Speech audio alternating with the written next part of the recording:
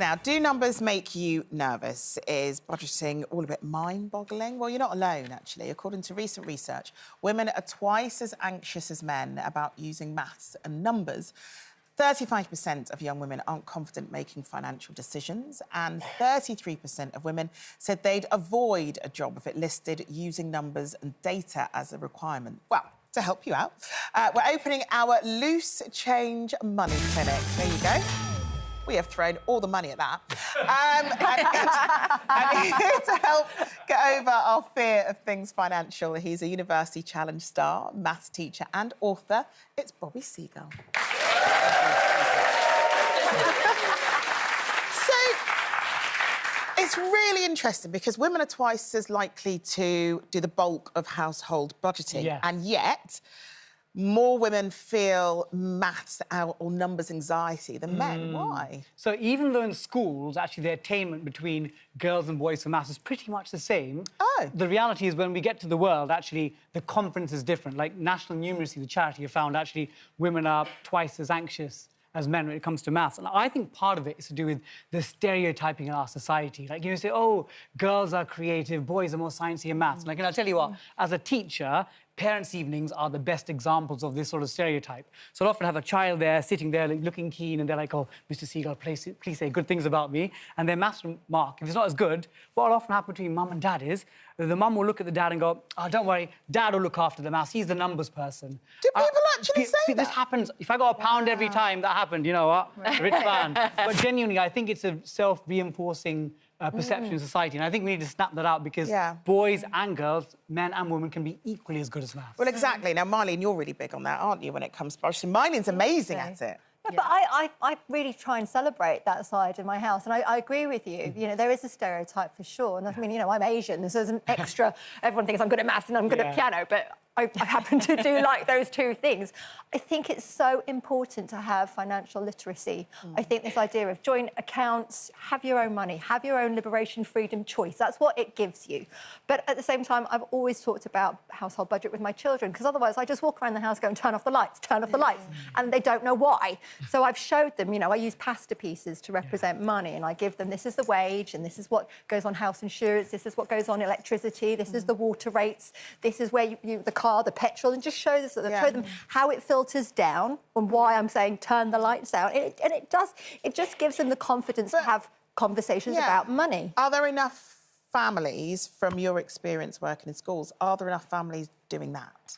Reality is there's not. Again, mum and dad, often son is working maybe 1 or 2 jobs, got other children to manage. The reality is the last thing they're concerned is about their child's maths homework. And they think, oh, maths is just trigonometry, Pythagoras. As a maths teacher, I love those. But in the real world, you need the practical maths. Because you're talking abstract. So if you're saying, people say, I'm not good at algebra. But most mums are running the household budget. They're amazing at maths. Exactly. And so actually using physical maths that you will use every single day, figuring out if you've got the right change. You know, most children now don't even use coins. They don't know what it looks like. And that must be really hard for you when it comes to trying to explain the importance of maths. But the reality is, as Myleene said, all of us use maths in some shape or form in everyday life. Problem solving. Yeah, you know, not just a times table, but just learning how to navigate things and looking at things from a different perspective.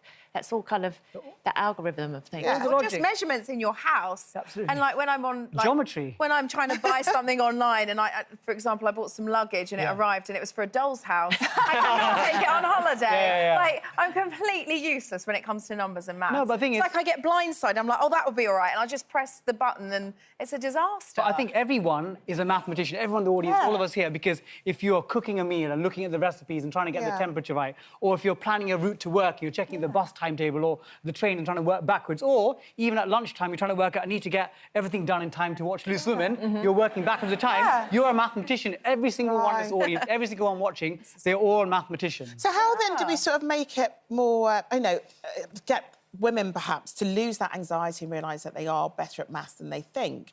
Because when it comes to things like, I don't know, the autumn budget or the spring budget statement, for example, you know, it feels as though it's very male-focused, whereas if it's mostly women that are doing household budgets, it's them that they really ought to be targeting and talking to, rather than making it seem really complicated in a way that the assumption is women can't understand. Yeah, I think it's actually about having conversations like this today, because historically, we know that society's been run by men, for men's issues, whereas now, actually, if we want to get the best out of the world, half the people on this planet are women. So we need to make sure we address their concerns equally. And part of that is making sure that when we talk about maths, talk about personal finance, money, we include them in all the conversations.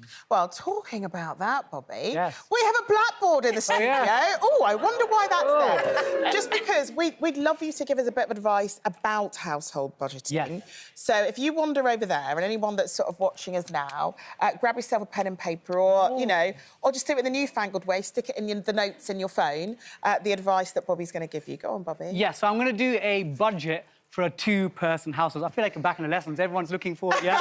OK, so whenever you're doing a budget, the first thing you need to think about actually is, what's your motivation? Is it to save for a car or for the grandchildren? I always think having a motivation gives you that goal, and you're going to be much more focused. So it's income and expenses. So the income you think about, again, this is for a two-person household. So you've got your wages, or you might have your benefits or your pensions. And again, it's purely illustrative. I'm going to say 3,000 for this. Okay. So 3,000. So this per month, yes, exactly. It's going to be per month. And then now we've got the other side of the accounts, as it were. And these are...